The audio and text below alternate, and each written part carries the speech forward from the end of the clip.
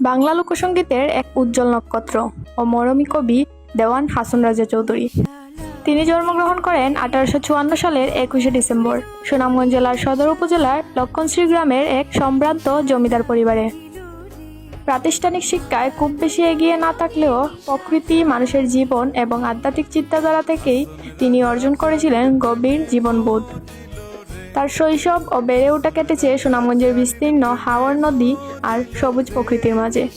এই প্রকৃতি তার মনন, দর্শন ও সৃষ্টিশীলতাকে গভীরভাবে প্রভাবিত করেছিল। জীবনের এক পর্যায়ে বিলাসী জীবনযাপন থেকে সরে এসে তিনি আত্ম অনুসন্ধান, মানবপ্রেম এবং সৃষ্টিকর্তার প্রতি ভালোবাসার পথে নিজেকে নিবেদন করেন।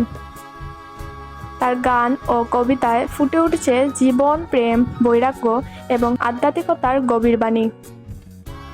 তার অসংখ্য জনপ্রিয় গানের মধ্যে লোকে বলে বলে এবং নিশা লাগিল রে বিশেষভাবে উল্লেখযোগ্য।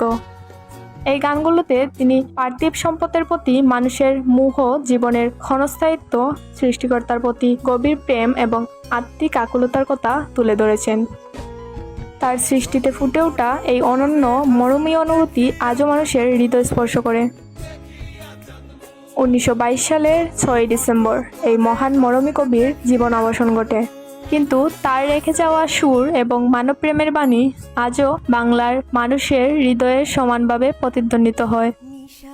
হাসন রাজা শুধু একজন কবি নন, তিনি বাংলা লোকসঙ্গীত, মানবপ্রেম এবং আধ্যাত্মিকতার এক চিরন্তন প্রতীক। আজকের ভিডিওটি এ পর্যন্তই। এমন আরও সুনামধন্য মানুষের গল্প নিয়ে আবারও ফিরব। ততক্ষণ পর্যন্ত সাথে থাকুন। ধন্যবাদ।